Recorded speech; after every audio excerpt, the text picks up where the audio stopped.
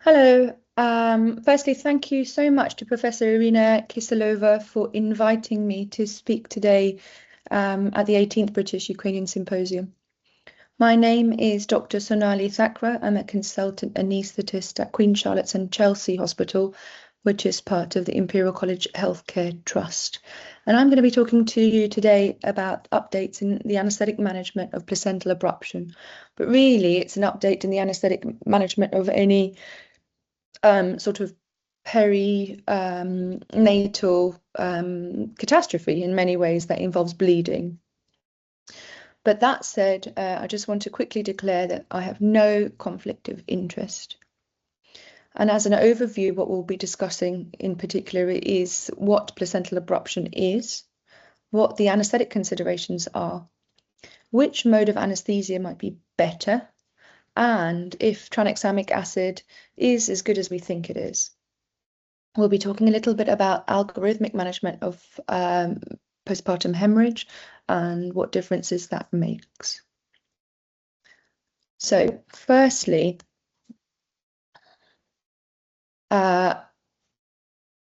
just as an overview of what placental abruption actually is. Placental abruption is the premature separation of a normally located placenta from the uterine wall, and that usually occurs before delivery of the fetus. The incidence of placental abruption is less than 1% of all pregnancies, but it is a major cause of maternal and fetal morbidity and mortality. It can be concealed or covert, or overt, so revealed. And it does frequently present with vaginal bleeding, which is associated with abdominal pain and contractions in the second half of pregnancy. There can be uterine hypertonicity and abdominal pain, which can break through analgesia provided through epidurals in the labouring setting. There may be fetal distress and abnormalities in the CTG. And as I've mentioned before, it's associated with increased perinatal mortality and morbidity, and a significant cause of maternal morbidity. Risk factors for placental abruption include smoking, trauma, drug abuse, including cocaine abuse, and overall, its diagnosis is made clinically. There are some ultrasound features which may be helpful, but tests on the whole are unreliable.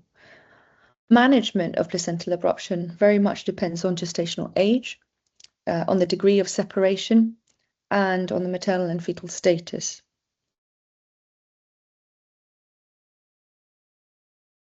So what are the anaesthetic considerations? There's rapid maternal fetal deterioration, so it's really important to make time-critical decisions. Volume status may often be compromised, so there's a risk of hypovolemic shock.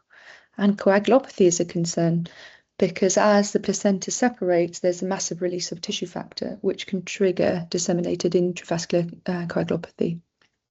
There is definite need for multidisciplinary coordination. So which mode of anaesthesia on the whole is better? The commonly used method of managing these patients is a general anaesthetic, and it's thought to be necessitated because these are emergent cases with poor fetal status and maternal instability. But the MFMU registry, when we interrogate it, provides some valuable insights. So the MFMU, the Maternal Fetal Medicines Units Network, was set up in 1986 across the United States. And it was set up to respond to the need for well-designed clinical trials, particularly in the maternal fetal setting and obstetrics, and particularly with respect to preterm birth. So they published some data in 2015 looking at women who underwent preterm caesarean delivery between 24 and 37 weeks. And within that registry, they found 11,539 women had a preterm delivery via caesarean section.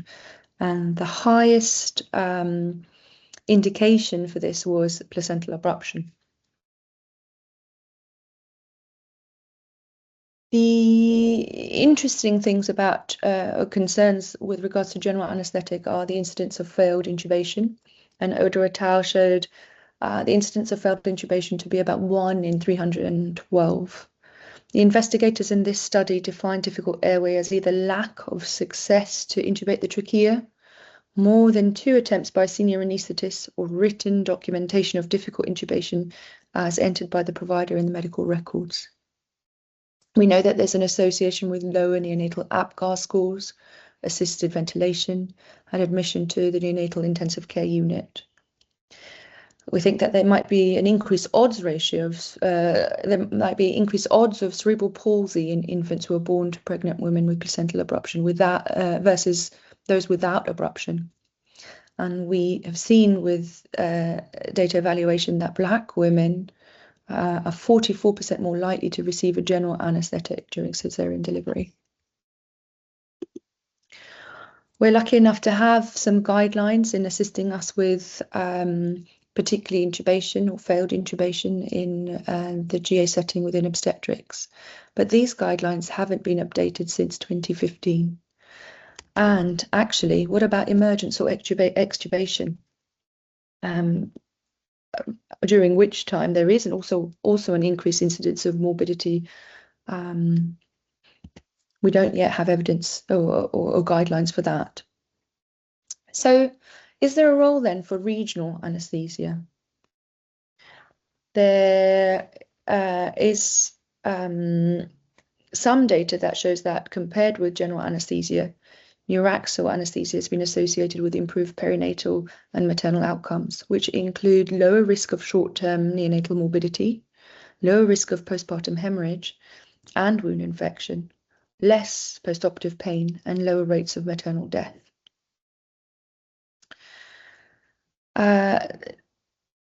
Shortest operating room to incision interval time in general anaesthesia. A lot of the reasons for delivering a general anaesthetic is that operating room to incision time, but actually there's evolving evidence to suggest that in urgent caesareans, this isn't associated with improved neonatal outcomes.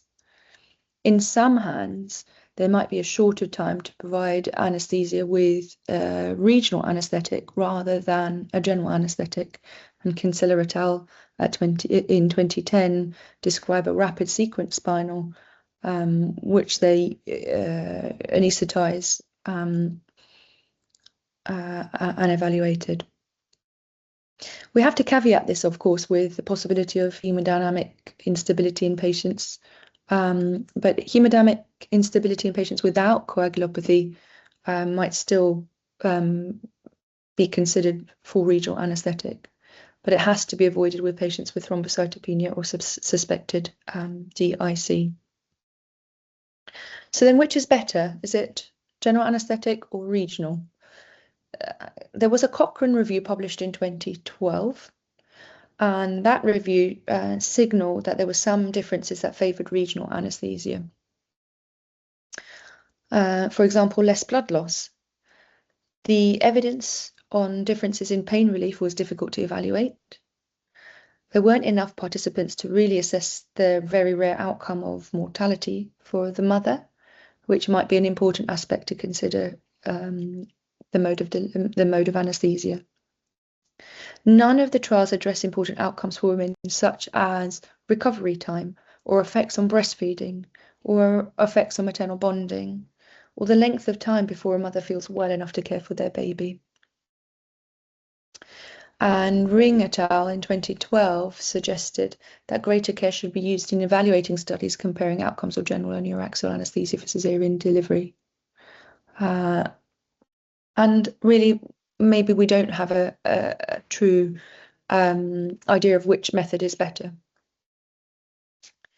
Giving a GA to shorten anaesthetic time might not result in better outcomes overall, but there isn't yet clear evidence in the emergency setting.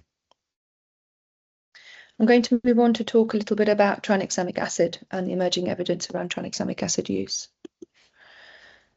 So in 2017, the Woman trial was published, which looked at the use of tranexamic acid administered within 3 hours of the onset of a PPH and it did show that mortality due to bleeding was reduced. And it's important, however, to note that this trial was conducted in the third world. But can prophylactic TXA administered before vaginal caesarean delivery reduce the risk of PPH? There have been 4 high-quality randomized controlled trials published. The TRAP trial, looking at tranexamic acid prior to vaginal delivery, the PROBE trial in 2024, the use of tranexamic acid prior to caesarean delivery, so that's the TRAP2 trial, and the TXA MFMU trial. The WOMAN trial in 2024 looked at prophylactic TXA after vaginal delivery with an N number of about 15,000. There was a Cochrane review published in 2024 looking at tranexamic acid in caesarean delivery, which included 5 randomized controlled trials from well-resourced settings. And the Cochrane review in 2025 looking at tranexamic acid in vaginal delivery, which included the WOMAN 2 and TRAP trial, so a mixture of high and low resource settings. Now, of these, 3 out of the 4 initial trials did not report a reduction in PPH risk when compared to placebo if TXA is used in a prophylactic setting.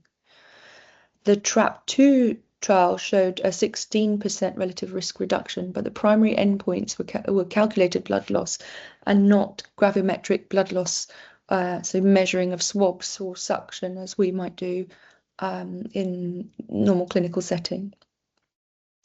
The WOMAN 2 trial in 2024 showed that clinically diagnosed PPH was not significantly different in those who were given prophylactic TXA.